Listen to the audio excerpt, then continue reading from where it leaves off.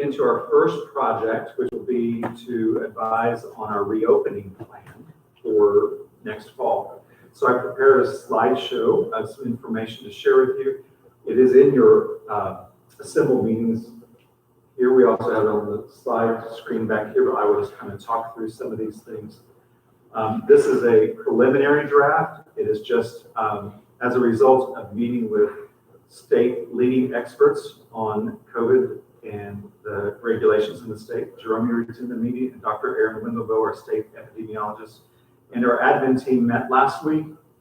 And then the admin team met again after that meeting to kind of glean information from that meeting, as well as crosswalk that with the new guidance from the State Department of Education.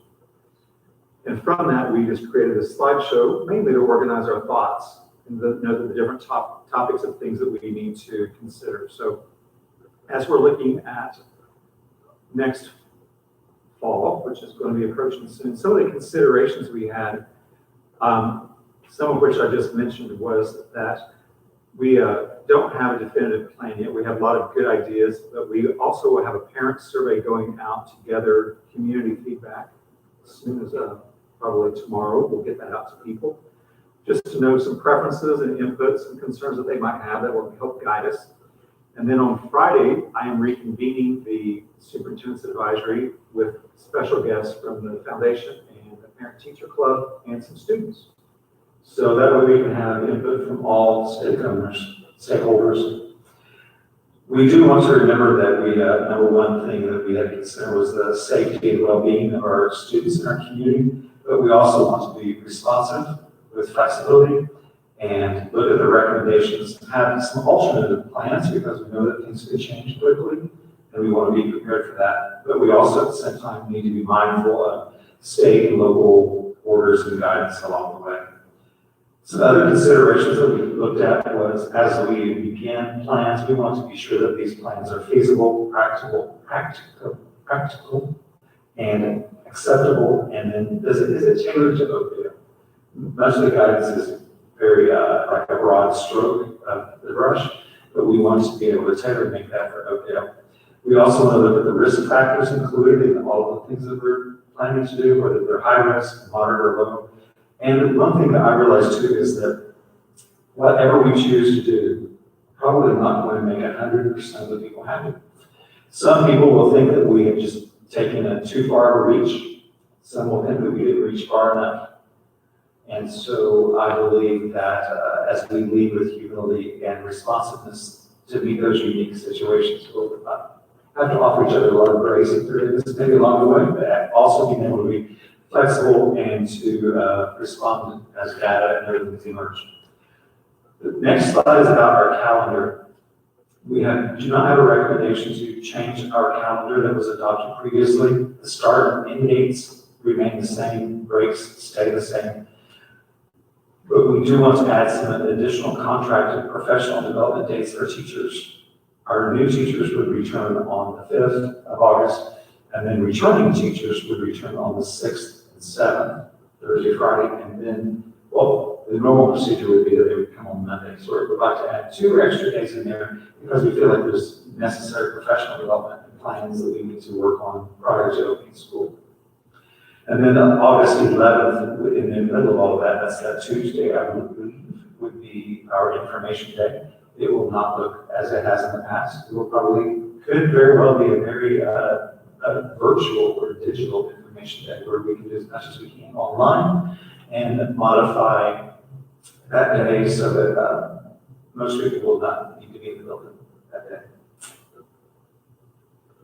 The next slide shows 4 options, and this is probably the heart of what people are going to be concerned about.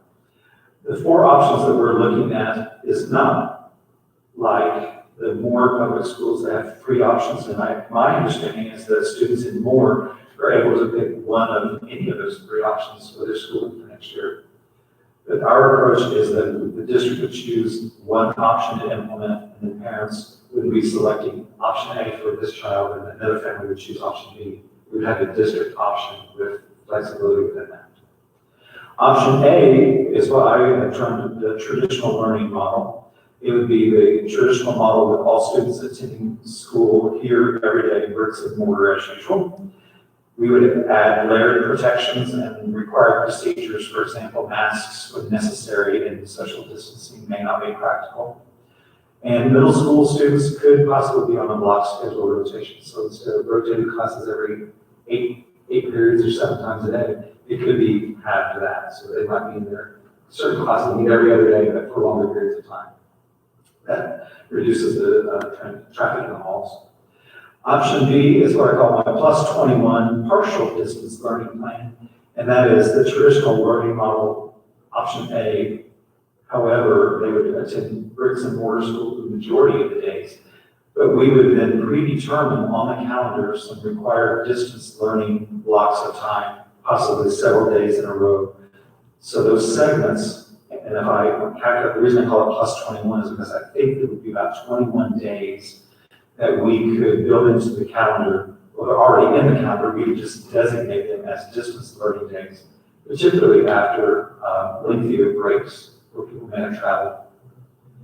Students would be required to do distance learning, would do their schoolwork through the Google Classroom platform during those times. Teachers and special populations would report here to school, bricks and mortar, and there we have to also then make some consideration plans for staff members' children. We have a number of staff and student children here, but we think we could do that in small groups. It's a small enough number that would be easy to handle. And then on the days that we are having distance learning, this option would be an opportunity for to have full school cleanings, disinfecting along the way. Option C, I call it the 2-1-2 blended plan. Very similar to what some information going around about Edmond schools, where they have students are assigned to a group of 2 days a week with 1 day off. Wednesday, it's actually, I have to watch my terminology, it's not a day off, it would be a distance learning day, at home learning. And then another group of students would report to bricks and mortar school on the other days, Thursday, Friday. So in essence, students are given direct instruction, bricks and mortar here at school 2 days of that week, the other 3 would be doing at-home required distance learning. Then option D would be 100% distance learning. Should we have to close everything down, we could reinstitute our distance learning plan. It would have to be tweaked. Conceptually, our distance learning plan that we just came out of was more of offering resources and parents to use. This would be required and it would be more intensive as far as having teachers probably doing more online things, videoing themselves, meetings. That would be more, it would not be simulating the exact classroom experience, but it could mimic that. So those are the 4 options that we feel like are most feasible at this time. So now let's talk a little bit about some of the other considerations. We've been thinking about absences and sickness protocols. We have a number of current practices already in place. Those would not change. They may have some that have additional protections. How we would send home, we do send students home currently with a fever, but we may add additional information to send to a parent, and we may add additional protections before they come back to school. They would then be able to participate in distance learning when they're at home or waiting for test results or waiting to return to school.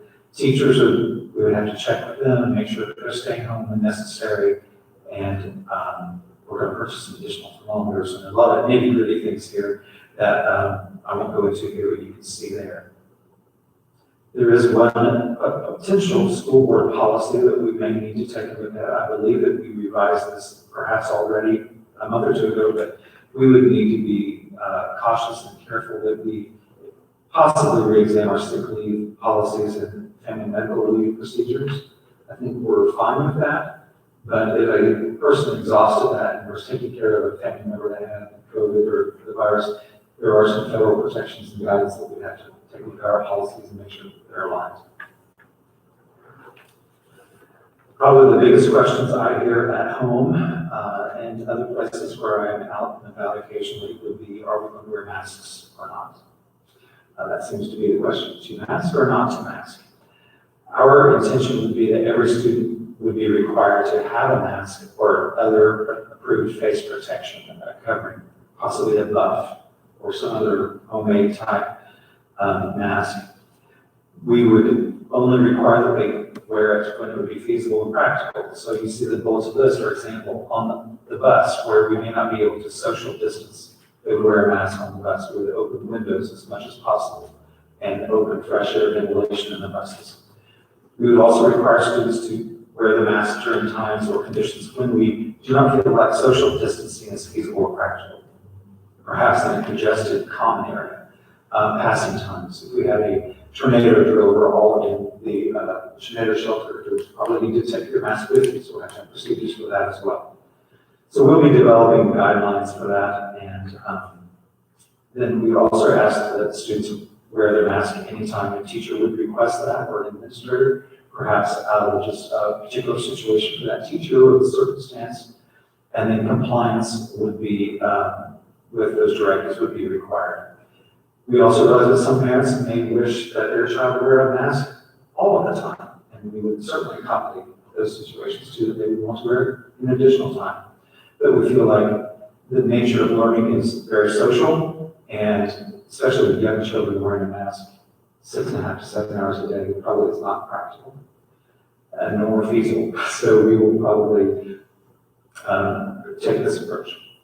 Cleaning and sanitizing high-touch areas as listed on here, greeting students at the door, the classroom doors with hand sanitizer. A lot of our kids bring water bottles. We would encourage them to bring their own water, like we just had this evening.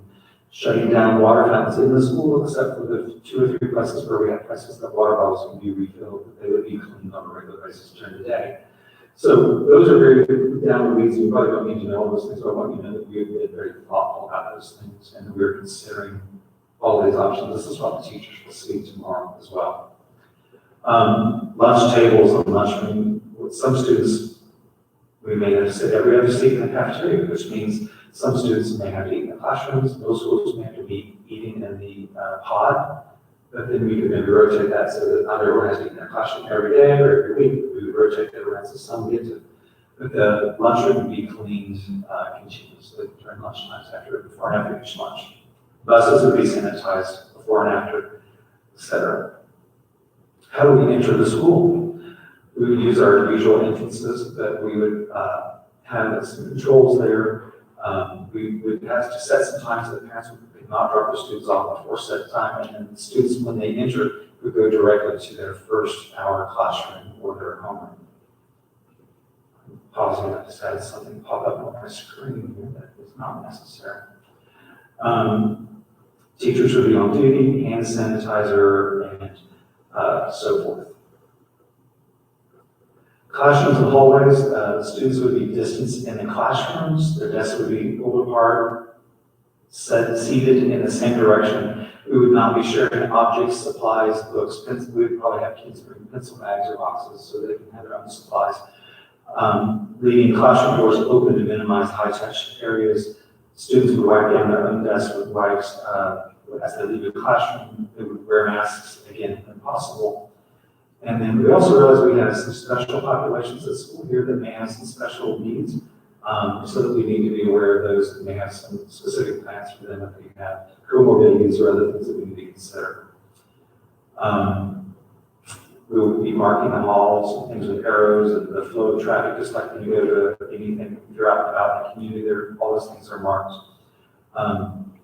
One idea, which we have not even totally explored yet, was in order to not have to cut through, older students have to cut through this first grade pod directly to come to this building.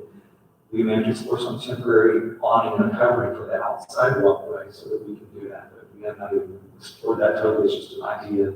Currently, don't know that we'll have to do that, but perhaps we do.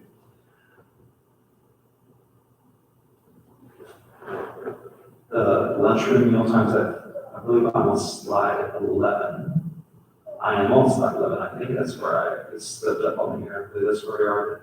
The alternative seating, like I mentioned, would be done there. Students could still bring their lunch from home, or they could purchase the meal. The meals might be slightly tailored so that they might, for ease of use or service, so that there's something served quickly and very disposable.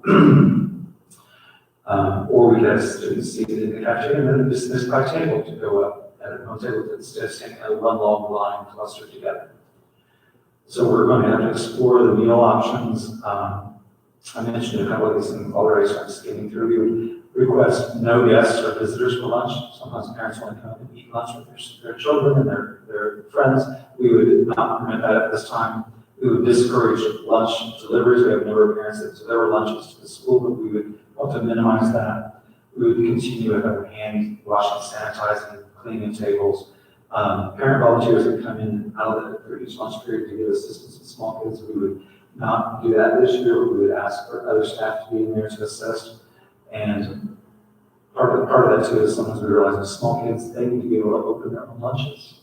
And that's what makes it sound simple, that sometimes it takes a lot of time during the lunch period if they cannot open all the packaging quickly and so forth. So that's very in the weeds. The next slide.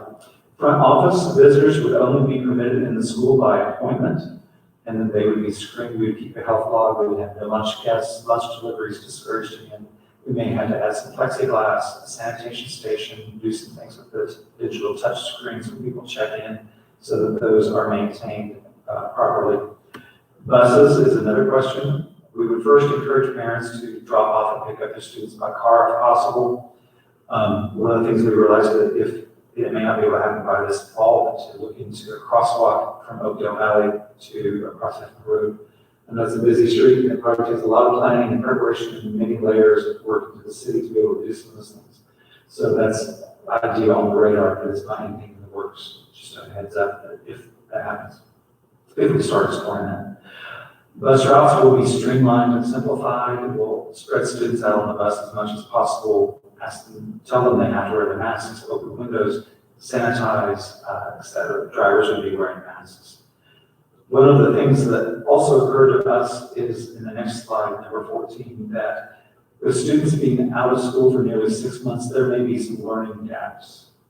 So I think back to when my wife and I visited London and they had these recorded messages in the underground to mind the gap. So we're going to have that forefront of our thoughts this year, that we need to mind the gap in many ways. Learning is only one of them. But what are some things that we need to take a look at? One of the things, and this is very basic, but we need to ensure that our teachers are aware of all of the Oklahoma learning standards, that they're teaching from those, and that those are aligned using curriculum trackers, data trackers, doing some goal setting, standards-based accountability. The state has also indicated that they may be getting a state license for some online resources that we could do some benchmarking with students to kind of be able to intervene. If that's the case, we will absolutely take them up on that. And this would be part of the approach. What are we supposed to teach? The way that we gauge that is because we know what students are missing. So in order to know that, we have to do some assessments. So we would assess before instruction really digs in, and we use those pre-assessments. And so that begs the question, so where is each student now? And that software would be able to tell us that. So what do we do in response to that? What do we do with that information? Well, we would differentiate. For those students that have no learning gaps, they can continue on. For those that do have gaps, it would be necessary for us to bridge that gap, to do some interventions, or possibly, if we were off for a few days, we could offer some boot camps or some academies, whatever we would call that, in order to help them gather back some time that they may have lost.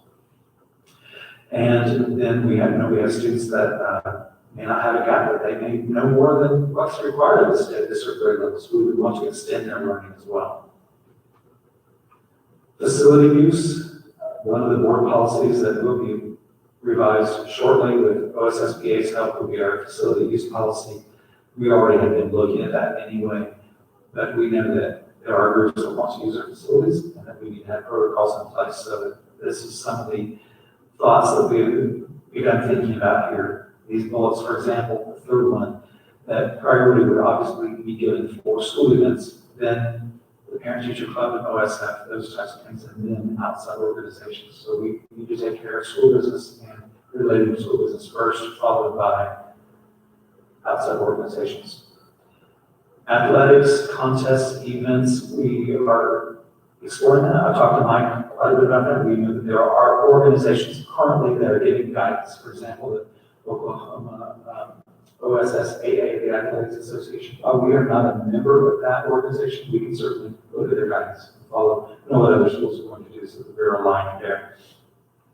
We have begun thinking about assemblies and field trips and class parties. Those probably will not look the same, and they may be happening this year. A flu clinic that is on the calendar, that also offer that to our families as well as our teachers. We may have other trips, out-of-state travel that would not be able to occur, contests that would need to be determined. Our attendance would need to be determined. We realized talking with Dr. Whitlow that some of these activities are higher risk than others. So I think as we get to that point in time in the school year, we'll know more, but it's on our radar. And then there are many other thoughts, and we can talk for many hours about this, but those are the highlights of what we've been thinking so far. Any comments or questions so far about that? I would certainly love to hear your opinions. Oh, I just wondered, are those options that we laid out, are those going to be something on the survey for parents to? Yes, ma'am. Okay. Those are outlined on the survey. I'm going to go back to that slide. Is that slide 5? Yes, those are outlined and explained briefly in the survey. So that we would ask them to choose one that they feel is best for the district. And I guess a footnote to that would be also that we may start with one, and if things were deteriorating, and we had more cases, and we had to do things, we may have to switch. So I think we need to allow us that wiggle room in there to be able to know that we have that flexibility to shift gears. I think we've proven that we can do that. So March 13th to the next week, we were on full business learning, so we know our teachers are able to do that. It's an added stress, but it's just what we'll have to do if we move ahead. Thank you for asking that. Those would be outlined in the survey.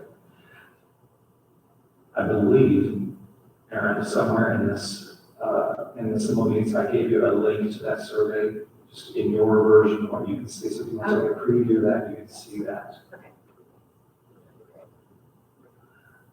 Also, shifting gears from reopening, I mentioned these I call it super SAC, Superintendent's Staff Advisory Committee.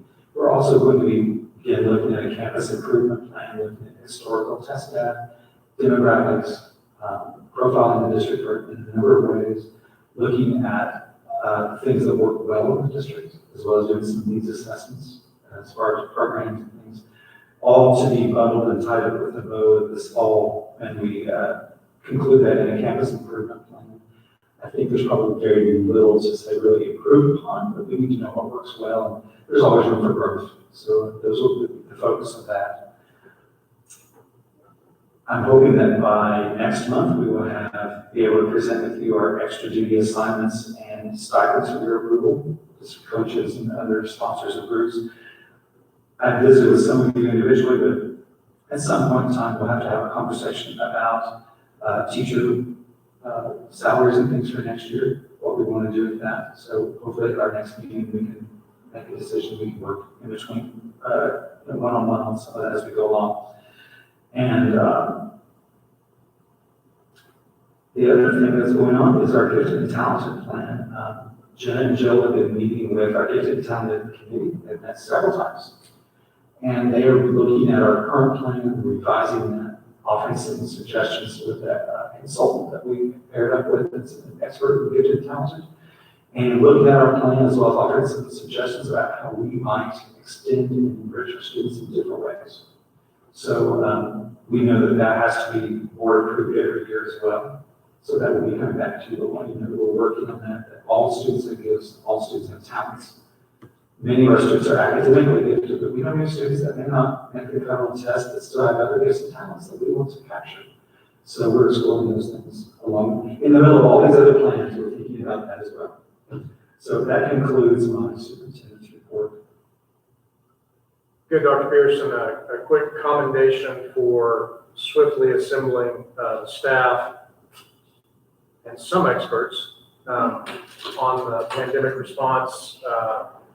Perfectly appropriate, much appreciated, and I think it puts us in good stead as we go ahead and think through the fall. I'll probably have that over Mr. Franz. Mr. Franz will, if you wouldn't mind, you're up. I don't have anything specific to say. I things I was going to mention have to do with the surplus action item, Okay, unless you have a question. we'll hold that till, a moment then. Okay, and, then, Mrs. Foster's and Wilboy. Yes, everything that. Okay. There we go. The first time for everything. Okay, thanks all. Move on to agenda item number 5, which is our consent agenda. 5.1 is the approval of the minutes from May 12, copies of which are available to us for the meeting. Do I have a motion for, do I have a question first?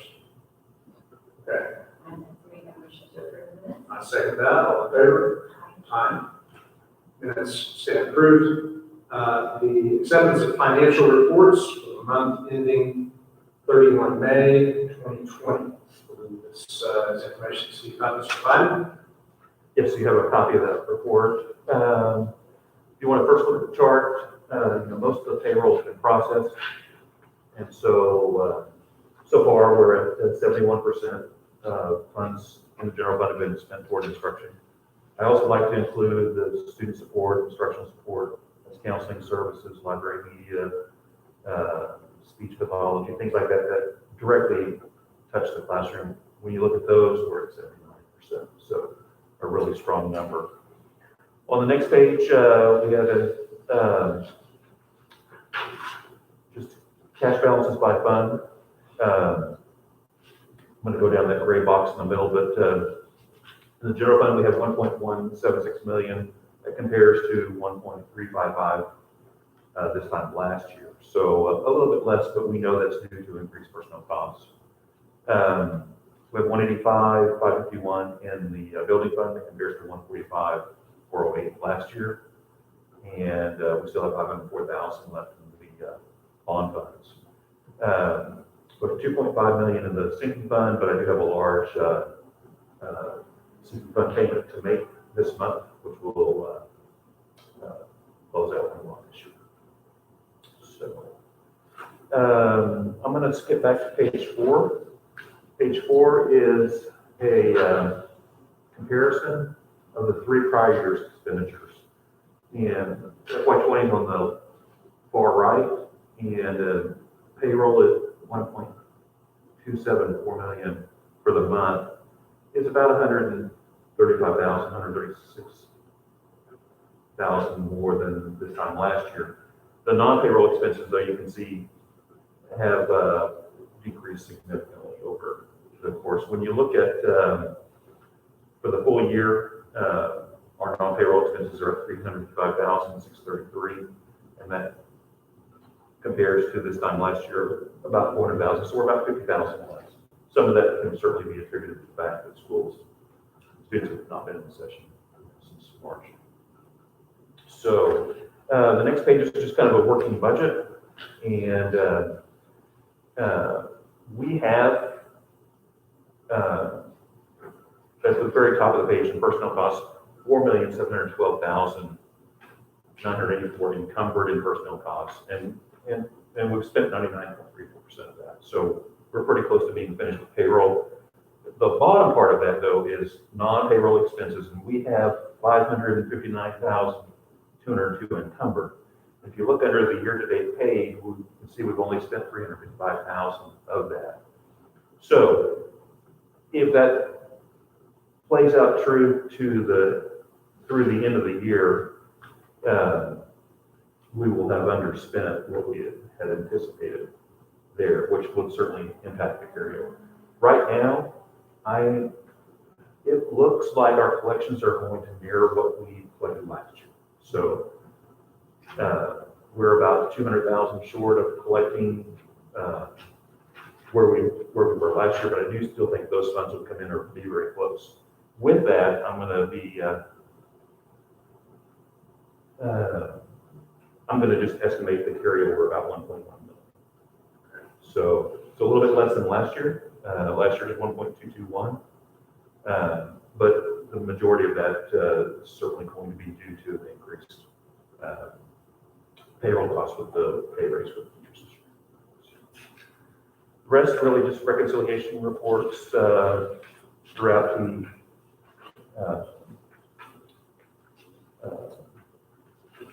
really just for me to reconcile everything, but there is a bond principal interest schedule, and it does show that,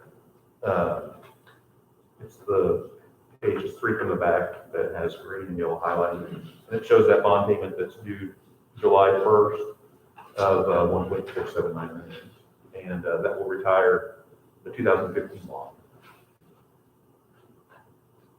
Questions? None here. No, Steve, as always, thank you very much for the work and clear explanation. I believe we have a motion to accept financial reports. Motion to approve financial report. Second, all in favor? Aye. Yeah, thank you, Steve. Why don't we do item 5.3, which is the approval of encumbrances. Marlon, do you have that? Yes, do you all have any questions? Everything is the same, really. Same things that we do every month, so there's nothing new. Other than if you look at the activity fund, we did refund a lot of parents for the Dallas trip and band walk-in and things like that, but I did refund a lot of money. Did we have We did anything? some lunch funds, we did refund lunch money. Yes, we did. So I think they're all done. But they have the option to carry it over. Yes, they did. Some students, as they matriculate. Sure. And that's reflected on my report on that working budget at the bottom of that accounts payable at 9/30 reimbursement for the month, is 25, 28, 45. It's the very last line before the totals, and that's on page.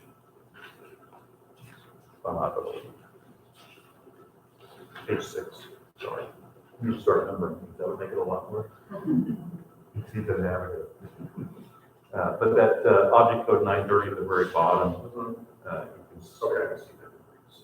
So, given this is such a hot topic at the university level with tuition in particular, we don't have anything outstanding where we have kind of kept anything that's could have been returned on a pro rata basis. Is that fairly accurate? So I haven't heard anything from the community about, hey, we paid for this should have lasted for the duration of the school year, and we didn't have it, therefore, we should have something of that. I haven't heard any of that. Is that a fairly accurate report? So I think early on in our distance learning, we had some folks that wanted their school supplies and things back to do things at home. That makes it very logical. We took care of that on an individual basis. But then we learned about the band trip and some things, and the lock-in. Some people just said, just don't worry about it. But other people said, no, I'd like to have it back. And some people donate it, like for instance, if they have lunchtime and they just said, you know what, just give it to someone that needs it and apply it to someone else's account. So we have the capability of looking to see who those people might be. So it worked out really nice. Phyllis helped me a lot. It was great. If I had to have done all that by myself, I would still be working for weeks trying to get all that done. So she was a big help to me. So we got it all taken care of, and I think everybody's happy. Good, thanks. Okay, we can approve on the encumbrances as well. Motion. Motion second, and all in favor? Aye. Encumbrances are approved as presented. Agenda item 5.4, which you're visiting our surplus materials, specifically it reads to declare district equipment, technology device, furniture, fixtures, and other equipment as listed and described in supporting documents as surplus, and we can authorize the administration to dispose of properly. Mr. Francis, I think you have a comment on this one. Do you have any questions about the items that we have up for surplus vote? We keep finding more and more things the more we look. If you notice, 2 of the items are the Chromebooks. I think that's 218 that we are going to surplus that we have purchased 250 last month. We have found an efficient method of disposal, a company called Great Plains Resource. They operate out of Tulsa, and they work with multiple school districts across the state. After items are surplus, we partnered with them within the last month. Items are surplus on the boat, we contact them, they actually come pick them up store them. They have, they sell them, market them, sell them to other school districts and other people. And the school district gets a 60% cut on what is sold. And then after a short time period, what isn't sold is refurbished or recycled. So, Dr. Christian and I talked, we thought this was a very efficient way to move product away, get some money in return, and know that it's going to be handled the right way, and not have to pay time to set up an auction and do lots of those other ways that you can dispose of. Have some paperwork if you want to read it. I just have 2 points. One to stipulate for the record, I previously ran a company called Great Plains Field Rental. That is not this company. We associated with Great Plains Resources. Second point is thank you for taking this up. I think it just made a lot of sense, and I appreciate the fact that we turned attention toward this, and then we advanced the ball even in the face of COVID. And here we have more space, some liquidation value for things we weren't otherwise using, and we're just better for it. So thank you, Mr. France, specifically for working through that and for all those who supported. So when we get our first check, we'll let you know. What are we going to use the proceeds for? Public Brian? Masks. Okay. I don't believe that requires any action on our part.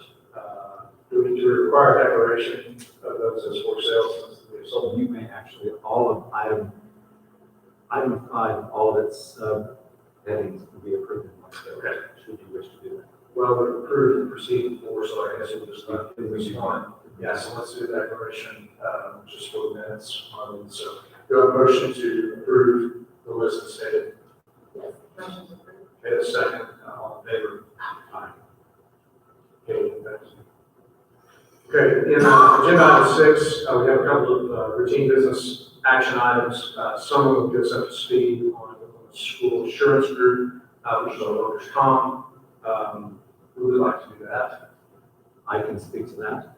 The OSAG, the Oklahoma School Assurance Group, is the group that covers our workers' compensation. It is and attached to all the quotes and things like that, in the amount of $17,527.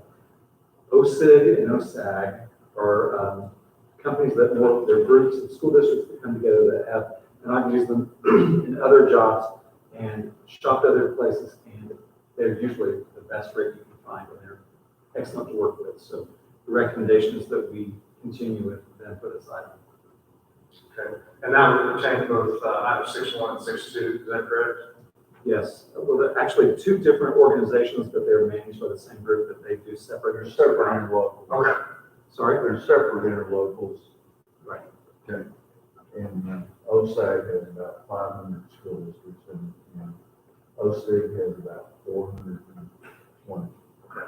Let's take those up separately. I will make a note that I did visit with another person by their request to give us a bid on workers' comp, and it's about $3,500 higher than this. Do you have, by any chance, Steve, do you by any chance have the comparable number from last year? You got that? I have it if you need it. Yeah. What it ran last year. I do not, but we can pull it up. I've got it. I don't know off the top of the while he's looking, but the OSIG quote, it is slightly higher, I believe, but we are also insuring the new lane. Right. You're Right. right, slightly. That one should differ. Yeah, but this one, Last year, you, on your work comp, you had 15,247, the year before was 15,342, the year before that was 16,760, the year before that was 16,325, and the high is around 19,000. So it's fluctuating. And the good news is this district is one of the models for me, because you really don't have a lot of claims, which is, it keeps your your costs low, and I appreciate Dr. Pierce for bringing that up about, we do price as to where it's really, it's hard to beat on a year in and year out basis. Next year, I might also tell the board that because of this year's curtailed education season, we went to an electronic education process, and we ended up getting credits for next year's business from CompSource Oklahoma, which actually underwrites our package. I requested to do that, and it's a significant amount of money, so there'll be more savings, and it should be even less next year, unless you have much language, which I don't foresee, but that's. I think one of the nice things about working with these groups is that there is, as you can see, there's a premium before the discount. And then they always have, because of its group entity, it can get discounts then. So it fluctuates year to year. However, there is some discounts and relief provided here as well. We have 3.5 billion that we do pay on in OSAC. So we do get a pretty significant cut, basically, from everything we do. And then also every school, there's 500 school districts basically in OSAC. No one has to meet because it's a master program. And so everybody comes in, basically, we underwrite it based off losses. And we look at payroll, but really it's based off losses. So I'm Will Beckman, if you don't know who I am. And Thank you. I Sounds like you said you called it express. I founded OSAC in 1994. Okay. So it's been, and then OSIG, I wouldn't put the school district here with OSIG until they got their surplus up to about 5 million.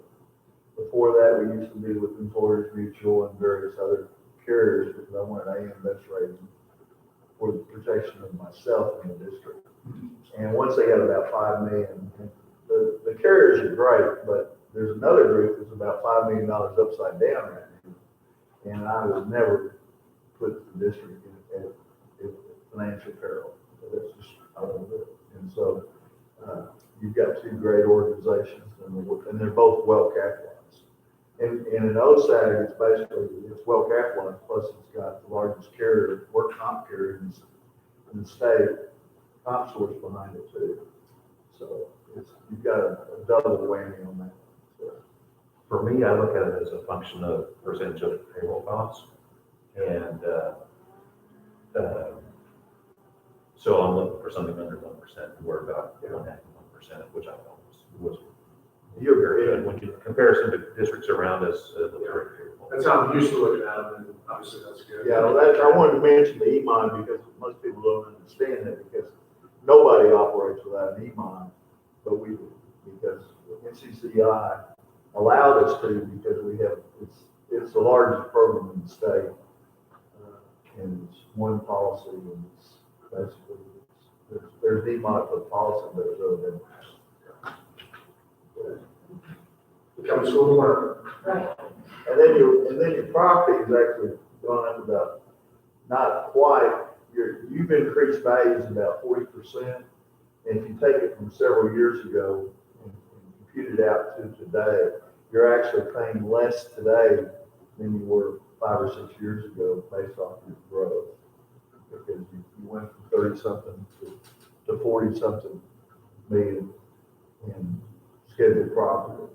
Now, the one thing that I have to point out this year is it's dropped the losses from the 1 billion schedule to 500 million for any one event. The largest event in Oklahoma history for schools was the Moore tornado at 44 million. Okay. And the second largest was Oklahoma City Public Schools, the hailstorm that hit about 10 years ago, 27 million. I had both of those. And so, but nothing will ever come, like Oklahoma City Schools has a $1.3 billion property schedule. I've never insured it for more than 500 million because the likelihood of all the locations getting hit is nil. And if it did, the city would be gone.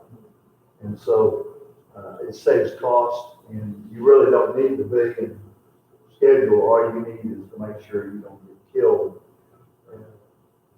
if you have a loss. And as long as you're valued properly, you're in great shape. They did put a co-insurance of 125% on it this year, which means that if the building's valued at $300,000, they're gonna pay 125% of that, period. Even though it's on, it's a blanket coverage, but there's a co-insurance per building. That's the bad news. The good news is because of, you've got an ordinance of law endorsement on there, so if something happens where you're not up to code and it doubles the cost, you've got full coverage, which can happen. You're not gonna have a problem. You may have had it in the old building that we got hit by every tornado that came through, but that's covered because of ordinance of law. So main thing is if everybody keeps doing the best they can to keep the costs low and to make sure you're properly maintained. So, make sure. Yeah, appreciate it. Thank you. Okay, well then, Aaron, if you have any questions or comments, if not, we'll take them in order. What's that first? Amount 7527, motion approved. Motion approved. Second, all in favor? Aye. And then for C, the amount $100,009. Questions? Okay, motion approved. Motion approved. And second, all in favor?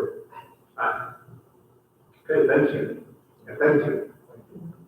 Item 6.3, we have an out-of-district transfer for student eligible employee, consideration 2021. I believe, and I haven't get that from you. Dr. Shaver, you know, I guess I do not know. Okay. Well, then that makes that easy, so we'll skip over that. We have also our, the approval, 6.4, certified support personnel action listed. Personnel report, any changes to those? Okay.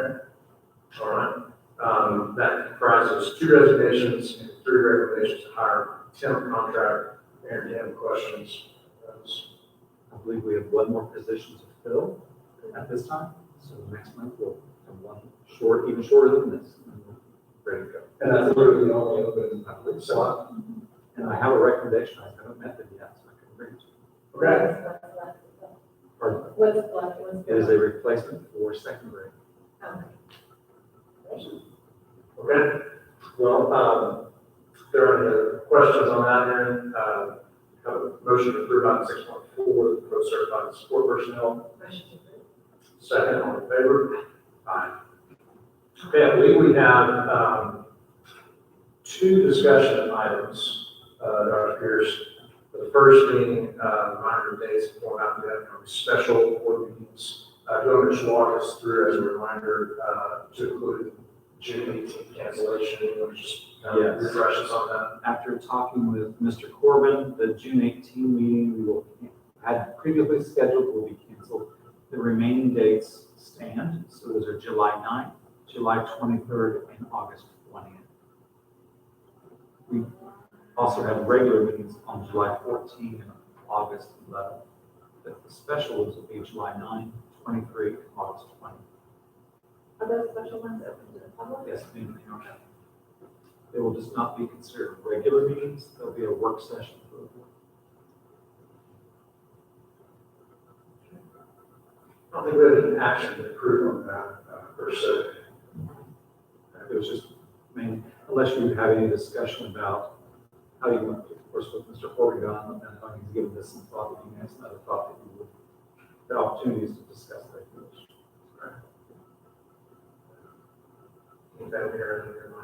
Are we going to invite someone to the first meeting to help us come up with a plan, or are we just initially getting together to discuss how we're gonna make a plan for our plan, basically?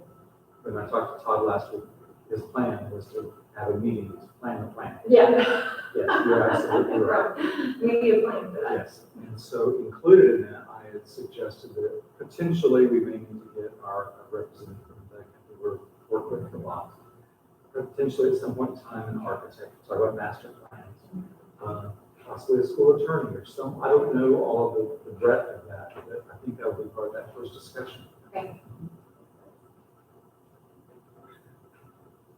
All right, thank you for that. And Dr. Pearson, we had one other discussion item, and perhaps you might set that up for us as a continuation discussion. Yes, Mike out here, we'll take my seat.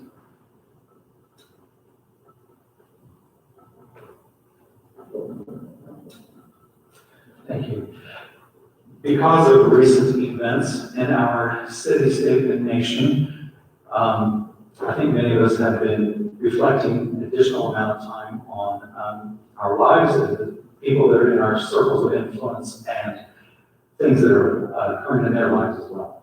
So as a result of that, many school districts are finding that, and I do agree with them, that it is appropriate for the superintendent or the Board of Education to reaffirm that all of our students, regardless of race, creed, color, all of the other protected classes that I mentioned, are equally protected, that they're welcome, they're valued, and that we support them in their schooling. So as a result of those thoughts, there is a proposed document here if you wish to, it's at your pleasure how you want to reaffirm our current policies, which do outline in great detail all of the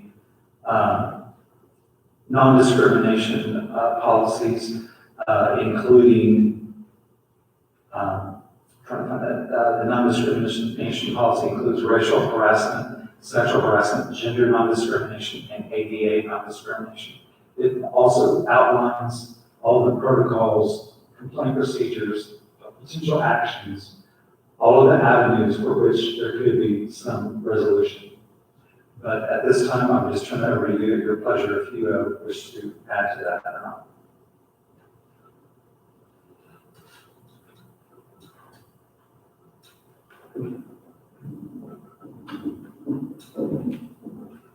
Okay, thanks, Dr. Pierce.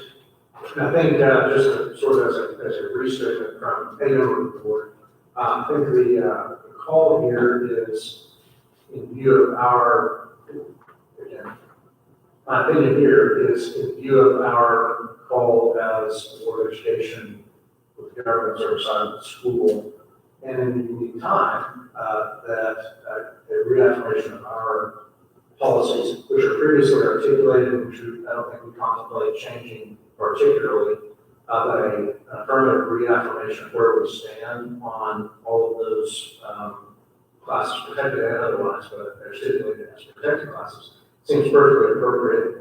And insofar as we always try to set timeless virtues that we instruct in a contemporary context with application, it seems like the time we would do that. That's coming from one of three board members as an opinion here, and Aaron. I agree and support to reaffirm our non-discrimination. It seems that what we worked through previously and it's already stipulated, available for public to review our actual policies with which we can actually govern. They seem to be thorough in their articulation. They seem to call out those, again, both protected classes by law, but also the spirit of our Tokyo. And so it seems to me that if we as a board were inclined to resolve to reaffirm those, that would be something that I'd be keen to do. I'm not 100% sure what the mechanics are on that. Aside from saying that we could, if someone contacted the voice vote form, we could make an affirmation, have it fully look through Robert's rules to see what form that might take.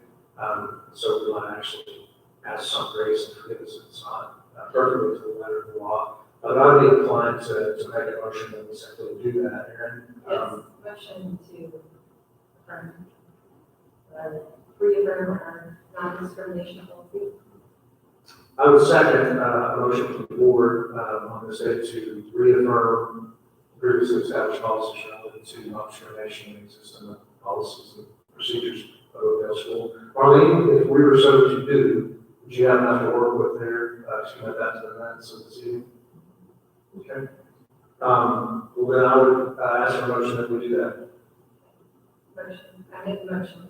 Then I'm seconding the motion. All in favor? Aye. Thank you.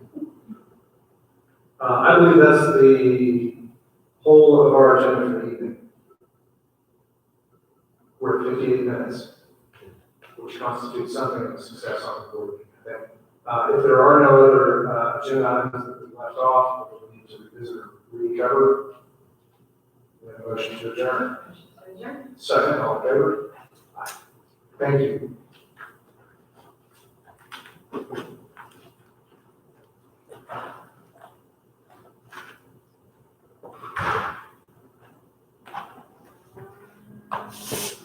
I think that's,